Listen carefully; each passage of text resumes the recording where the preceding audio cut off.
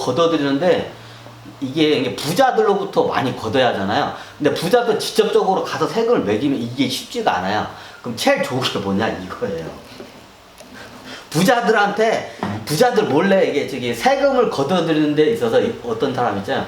거의한테 털을 뽑아내는데 거의가 비명을 지르지 않게 몰래 그거를 털을 뽑아내는 게 마치 이게 세금을 국가가 저기 세금을 걷어들이는 거랑 똑같아요. 그러면 이게 뭐 가난한 사람한테는 뭐 세금 걷어낼 게 없잖아. 노숙자한테 뭐 세금 내라고 할 수도 없잖아. 걷어낼 수 없잖아. 그러면 돈이 많은 사람한테 걷어내는 방법이 제일 대표적인 게 뭐냐? 그게 요거예요. 기준금리로. 그럼 돈을 많은 사람이 갖고 있는 사람들이 이 방법이에요. 이제 이거로 제 사회 이제 저기 교육이나 여러 인프라나 여러 이제 저기 같이 저기 사회에 공유적으로 쓸 수 있는 이런 인프라 같은 데 투자를 하고 아니 직접적으로 노숙자나 가난한 분들한테 이제 그 세금으로 이제 이게 어떤 혜택이 들어가죠. 이게 그런 역할을 해요. 그 기준금리는 이걸 제가 국가를 운영하는 입장에서는 일정하게 이거는 걷어들여야 돼요.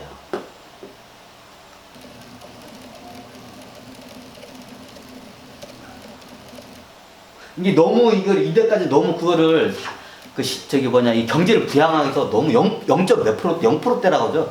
0%대도 운영하면서 이게 저기 사회에 이제 버블 현상이 이제 이게 너무 심하게 일어난 거예요. 그래서 기준금리가 어느 정도 이게 합리적으로 이루어져야 돼요. 이 기준금리가 이게 올라가는 게 국가가 왜 세금을 이게 국가가 쉽게 말하면 돈 많은 사람들한테 세금을 몰래 걷어들이는 비명을 안 지르고 몰래 걷어들이는 이게 방법 중에 하나예요. 이 기준금리가 이 이자가. 제가 현 시점에서는 전 세계인들이 이게 좀 요 정도가 적당하지 않을까 생각해요. 그러면 왜 창원 씨는 그러면 대출금리는 왜 6%가 입금률이 적당하고 예금금리는 왜 3.5%가 적당하고 기준금리는 왜 2.5%가 적당하냐고 이게 저기 좀 질문을 해야 돼요, 저한테. 이유는 간단해요. 일단 이게 사회 경제가 안정적이게 하기 위해서는 금리가 너무 싸게 되면 그 금리로 해서 어떻게 돼? 주식도 사고 부동산도 사요. 왜? 예를 들어 부동산을 사면 부동산의 인플레이션은 부동산이 매마다 올라가는 상승률이 대출금리보다 훨씬 높아. 그럼 사놓고 대출금리보다도 시세가 올라가고 월세 이게 같은 게 올라가는 게 더 훨씬 많기 때문에 너도 나도 대출 받아서 다 부동산이나 이런 데서 투자를 해요. 그 결과가 어떻게 됐나요? 네. 말도 안 되는 통화량들이 화폐들이 부동산 시장으로 돈이 몰려가면서 버블을 일으킵니다. 이건 역사적으로 수없이 이거는 끊임없이 반복돼요. 동서고금을 막론하고 이런 사례는 너무너무 많기 때문에 제가 굳이 그거는 제가 설명을 안 드리겠습니다. 그러면 그런 걸 예방하기 위해서 어떻게 되냐? 네. 대출금리가 이게 합리적이어야 돼요. 왜? 대출금리하고 시장에 이런 자산을 샀을 때 인플레이션하고 이게 비슷해야 돼요. 지금 미국이 9%까지 올라가가지고 이걸 강제적으로 잡기 위해서 금리를 10% 이상으로도 올릴 수 있다 이런 소문도 막 돌아요. 틀린 말을 안 해요. 이게 인플레이가 10% 이상으로 넘어가면 이제 국가가 정부가 통제가 안 돼요. 그럼 어떻게 하냐? 극약처방을 갑자기 넣어요. 근데 갑자기 극약처방을 넣으면 이제 그에 대한 부작용이 많이 생기죠. 그러면 그걸 갖다가 이제 계속 이걸 갖다 안정적으로 하게 되면 물가 상승률을 왜 적었냐면 물가 상승 인플레이션 할게요.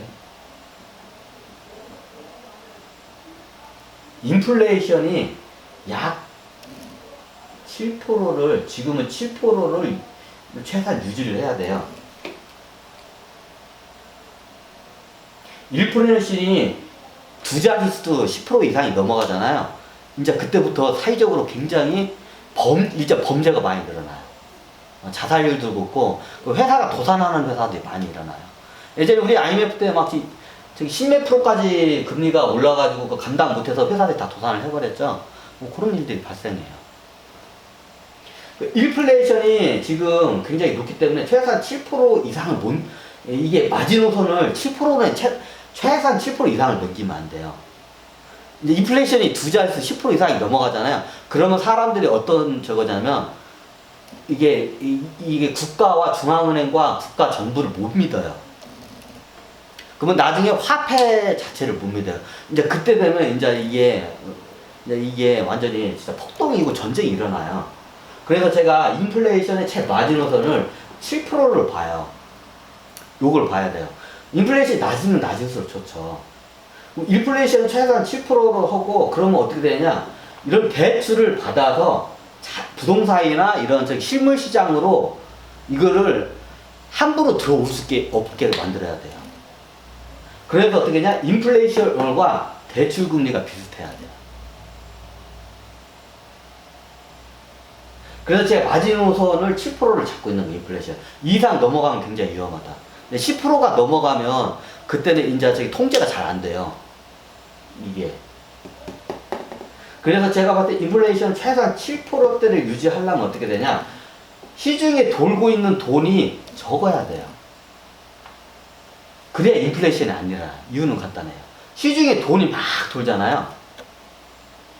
옛날에 과거에 따자면 선거철이 되면 갑자기 물가가 확 올라가요. 왜 올라갈까요? 그 당시에는 선거를 하면 돈을 막 뿌렸어요. 옛날 군부정권 시대 그때까지만 해도. 근데 이게 이제 문민정부 들어오고 이제 김대중 대통령이 들어오면서 노무현 때 이게 이쪽 들어오면서 이게 돈 안 들어가는 선거를 치르면서 물가가 잡힌 거예요.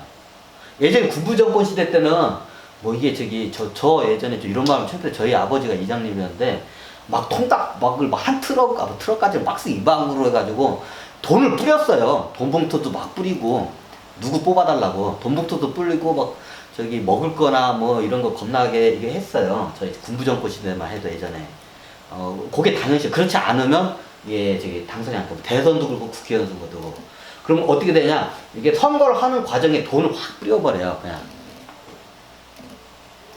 그럼 어떻게 되냐? 시중에 통화량이 많이 도니까 물가가 쫙 올라요, 선거철만 되면. 근데 요즘은 선거철에 물가가 안 오르죠. 왜 그럴까요? 선거한다고 돈 가지고 막 돈 봉투 돌리지 않았어요. 예전에 제가 알기로는 예전에 한 80년대만 해도 제가 그 일을 했어요. 좀 이거 창피한 건데, 예전에 저희 아버지가 이장님이었는데, 이제 민주당 쪽 이쪽에 이제 당원은 아닌데, 이쪽에 예전 저거니까.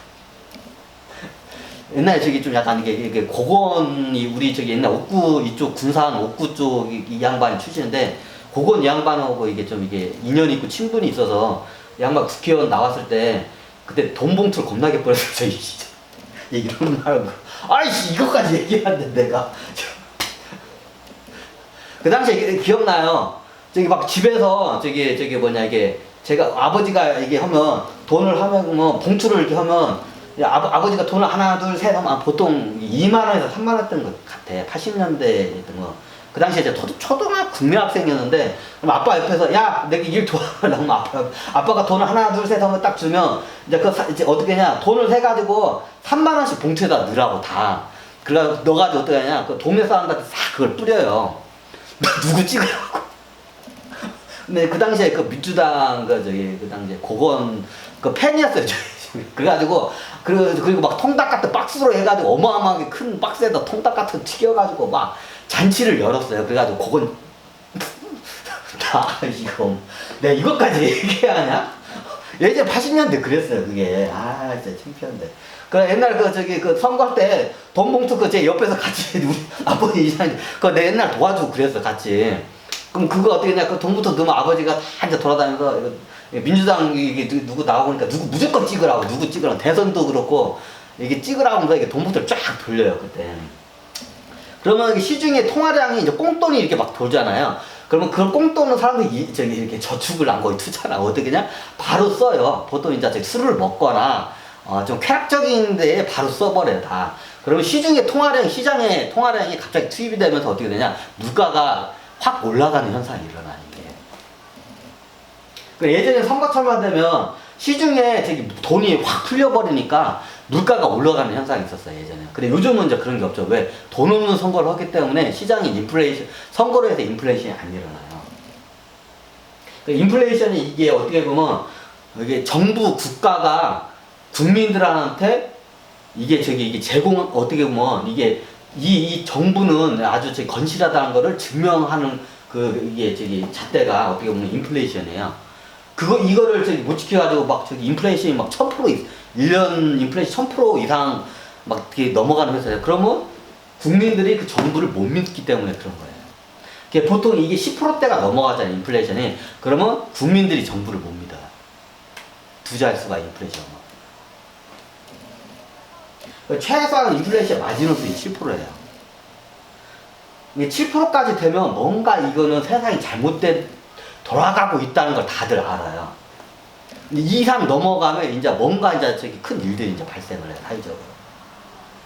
첫 번째, 범죄율이 높아. 두 번째, 자살률. 세 번째, 이 회사들 이제 도산해요. 사회적으로 보면 범죄율, 자살률이 올라가요, 많이. 뭐 역사적 IMF 때만 봐도 대표적인 자살한 사람이 겁났죠. 그전에는. 예전에 IMF 정말 자살한 사람이 없었는데 IMF 때 이런 것 때문에 자살한 사람들이 겁나 일어나요. 근데 왜 이게 급기가 왜냐면 이게 단순히 주식하고만 연결되는 게 이게 전반적인 사회적인 거고 국가의 운영하는 것도 이게 연결이 돼요. 그래서 이게 원래 기준금리가 어디에 이게 있어야 하냐면 예금금리보다 약간 여기에 있어야 돼, 기준금리가. 근데 기준금리를 너무